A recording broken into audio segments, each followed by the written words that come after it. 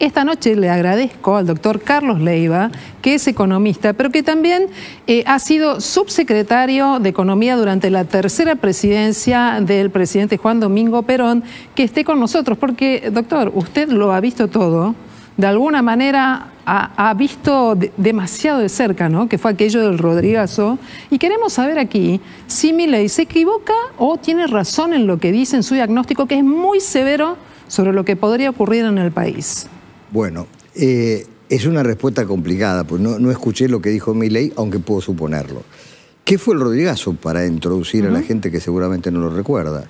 Cuando muere Perón, en julio de 1974, el ministro Helbar, del quien yo era subsecretario, queda absolutamente desprovisto del poder político. Primera lección de la historia: no hay ministro de Economía si no hay un poder político sólido, solvente, capaz de conducir el resto del conjunto de las decisiones.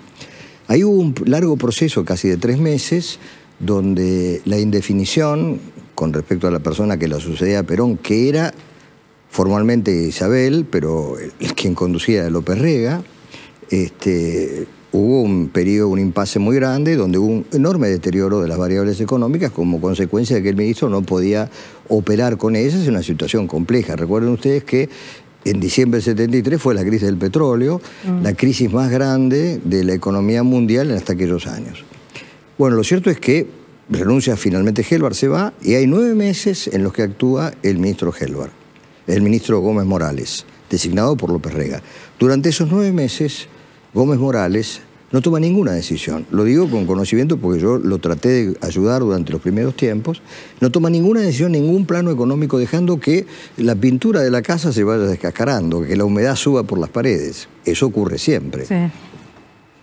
Durante todo ese tiempo, el poder de López Rega se acrecentó, aliado con un dirigente sindical que era Lorenzo Miguel, que tenía un gran enfrentamiento con los dirigentes sindicales anteriores, y aparece un hombre, y acá viene la parte insólita, de la misma secta a la que pertenecía López Rega.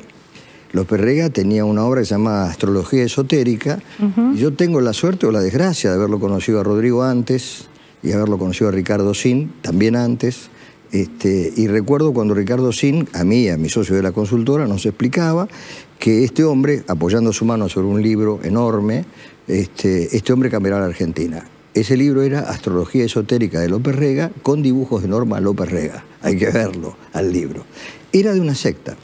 Esa secta... Estamos hablando de Celestino Rodrigo Ponientos. Celestino Rodrigo y Ricardo Massueto Sin, graduado de Columbia, y de Pedro Pou, que luego fue ministro del Banco Central. Eran una secta llamada Los Caballeros del Fuego. ¿Cuál era la filosofía de la secta? Que el gran problema de Occidente era la aparición del orientalismo judío-cristiano que había introducido la compasión en Occidente. Esto dicho a mí por Sin. Entonces, lo que pasaba es que en la historia había que aplicar la fortaleza de Atila, ¿no?, de los bárbaros, para dominar. Esto de la compasión era un costo enorme. Consecuentemente, tomó una serie de medidas sin compasión. Lo que no previó es que el movimiento sindical iba a reaccionar. Entonces, tuvimos todas las cosas que seguramente habrá pensado Milei en hacer, y déjeme que termine una cosa que le quiero contar, que es una superdevaluación, ajuste de tarifas, bla, bla, bla, todo el ajuste que hizo Rodrigo, pero no tomó en cuenta que había trabajadores y sociedad del otro lado. Como ellos no estaban en la lista de los ajustes, los salarios cayeron en un minuto de una manera drástica, los ricos dejaron de serlo, y los pobres se cayeron en el hundimiento total. Hubo una gran reacción, voló el Rodrigazo, voló el ministro, voló López Rega. ¿Se puede repetir esto ahora? Bien. Hay un solo dato que se puede repetir, creo yo. Fíjese usted que Ricardo Sin forma el CEMA, el Centro de Estudios Monetarios de la Argentina, en esos mismos años, junto con Pedro Pou, que era de Chicago. ¿De dónde proviene toda la gente que lo rodea a Milei? Del CEMA. Del CEMA. Es decir, hay un cierto nivel de convicción que yo lo entiendo, puede tener fundamento, que esto de tratar de armonizar al conjunto de la sociedad es algo que hace que la carrera sea muy lenta. Le pongo una imagen. Una persona muy alta, no soy yo, por cierto, va agarrado de la mano de personas, cada una a su derecha y a su izquierda, que son más bajas. Y el último de todos mide 30 centímetros, es un niño. ¿A qué velocidad puede ese grupo corriendo? A la velocidad del que va más despacio. ¿Es así? Carlos, hay un dato de la economía actual que genera preocupación porque el dólar oficial, que empezó hoy el crawling peg, hoy está cotizando 353 pesos, está atrasado con respecto a los dólares financieros, y ese dólar oficial es bastante, o mayorista, bastante irreal, porque es solo para los importadores, pero pocos importadores ahora están pudiendo acceder a eso. Digo este dato porque si hay un ajuste de ese dólar oficial, va a saltar el tipo de cambio enormemente, va a saltar la inflación enormemente, y por eso volvemos a Rodrigazo, si estamos ante un escenario en el cual eso se puede repetir. Fíjese usted, yo estoy tratando de explicar que el Rodrigazo fue un ajuste, y toda idea del ajuste es que la inflación es la consecuencia de un sistema de precios relativo trastocado. Porque en realidad el problema de la inflación no es que los precios crezcan todos a la vez y los salarios todos a la vez, donde nadie perdería. El problema de la inflación son los precios relativos, unos por acá, otros por allá. La estrategia de algunos gobiernos es congelar algunos precios para detener el promedio. Obviamente lo que produce es una distorsión de precios relativos, por ejemplo, el tipo de cambio oficial. Ahora bien, si usted quiere reconstituir un sistema de precios razonable, no puede sino tener un acuerdo con todo lo que compone ese índice de precios. Ese índice de precios tiene precios de cosas, precios de insumos, tipo de cambio y también salarios. Usted no puede decir voy a arreglar todo esto sin tener en cuenta todas las variables. Es como, ¿cómo le puedo decir? Una imagen, un médico que solamente le da una transfusión pero no una anestesia para operarlo. Le falta un insumo, un elemento. Entonces, lo que uno teme frente a la idea de la palabra ajuste en general, ¿qué es lo que ha ocurrido todos estos años? Es la ausencia de una idea de que, en realidad, como dije recién en esa imagen, si tenemos tantas velocidades diferentes, la única manera de correr sin que nadie se caiga es tener un acuerdo para correr. Por supuesto que es difícil. Bueno, se trata de la política. Claro que es difícil, no hay soluciones fáciles. Hay que tener terror de los que dicen tengo una solución fácil, porque es una solución para una cosa, pero no para todas. Y permítame que le cuente algo. La primera lección de política en serio que yo aprendí en mi vida la aprendí en Italia en 1985. El secretario general de la Democracia Cristiana, imagínense, los italianos son discípulos de Maquiavelo, geniales, dijo en un momento determinado, no existe el éxito en política. La persona que estaba conmigo le dice, pero ¿cómo no existe el éxito en política? Entonces, ¿qué hacemos? Dice, es muy simple. La política es un compromiso. Si usted resuelve un problema, acaba de agravar otro, porque es inevitable. Entonces, ¿qué sostiene la política? Lo que hablábamos fuera de cámara recién. Una cierta idea de lo que estamos haciendo todos, donde el reparto de cargas es más o menos parejo, tiene que ver con un futuro por delante. Y el futuro, que aquí en la política lamentablemente no se habla, es material. El futuro es material. Usted cuando habla de un proyecto, tiene que el dirigente, los economistas, no los secretarios de Hacienda, que es una cosa menor. Economista es una cosa mucho más amplia. Una mirada diferente. Exactamente. Tiene que diseñar el futuro material de la sociedad. Javier Milei es economista y hoy planteaba en el CICIP ante empresarios una idea que tiene que ver con un programa de estabilización, como él lo llamó, pero sonaba bastante extraño el tema de es estabilización, pero también es un shock. Sí. Y esto va a traer consecuencias. Él dice que va a haber un ajuste importante que lo centra en lo que llama la corrupción de la política. Esto que digo es un textual del candidato Javier Milei. ¿Con esto se arregla algo o se pone más compleja la situación? Bueno, ¿es lo único que se puede hacer? No, yo creo que hay una cosa que nadie puede discutir, que hemos visto en los últimos tiempos, el deterioro de la entidad moral de la política. Eso no cabe ninguna duda. Más allá de las exageraciones y las filtraciones, claramente hay un deterioro del valor moral en el conjunto de la sociedad. Hemos perdido los argentinos una idea de la ética, porque claro, si de arriba los mensajes son negativos, es muy difícil que todo el mundo entienda que eso es un valor para el conjunto. Por ese lado, chapeau, yo creo en eso. Ahora, la palabra ajuste es una palabra que no dice nada, es como la palabra populismo, no dice absolutamente nada. Estabilización y shock, se escuchó. Bueno, si usted hace un shock, depende de qué variables ingresan, porque ¿cuál es el shock? Hay cosas que lamentablemente tienen consecuencias. Por ejemplo, en una empresa privada usted puede hacer un ajuste, hacer un shock y despedir al 30% del personal. Le paga la indemnización hace el shock en la empresa se sanea y crece. Pero la vida pública no es así, porque si usted echa a 30 personas, usted tiene el problema de 30 desocupados, porque también es un problema público, salvo que usted elimine el carácter de la compasión.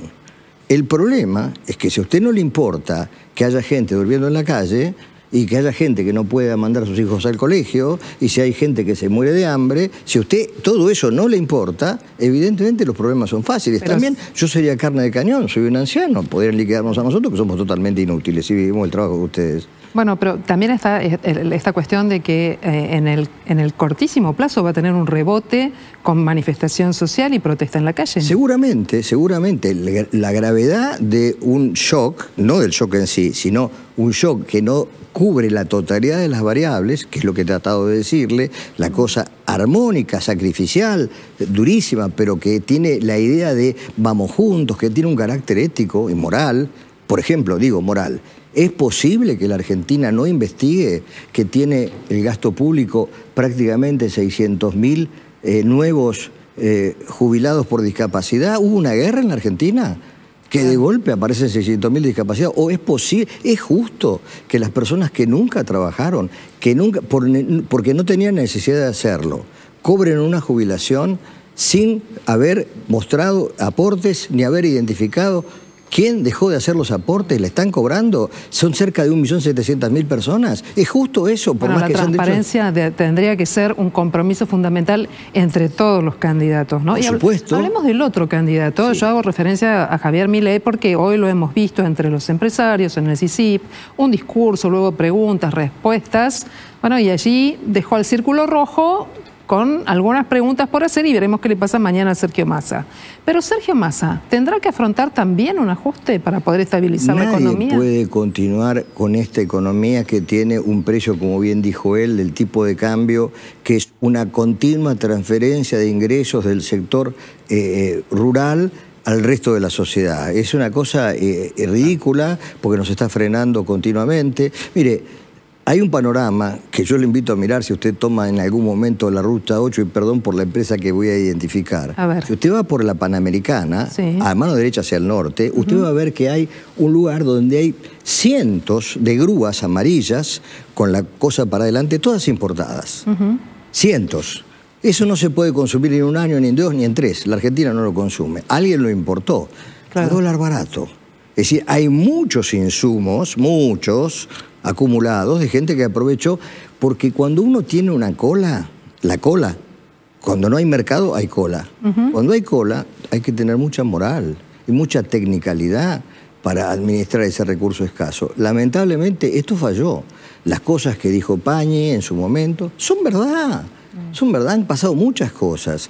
Y eso es lo que se habla de la corrupción. Es muy difícil tener un régimen de control si no hay una calidad moral de quien lo lleva a cabo. Lo cual no quiere decir que sea malo. Lo que pasa es que la que es mala es el que la aplica. El próximo domingo todos los argentinos vamos a elegir presidente a partir del balotaje. ¿Quién considera usted que genera mayor credibilidad social en el electorado? Bueno, yo no lo voy a considerar, lo va a decir la gente que lo vote. Pero usted tiene una mirada. Sí, yo tengo una mirada y le voy a decir una cosa terrible. Mira, hay algunas personas que yo aprecio por distintas razones. Por ejemplo, Santiago Kovadov, que fue el alma mater de la señora Bullrich, va a votar en blanco.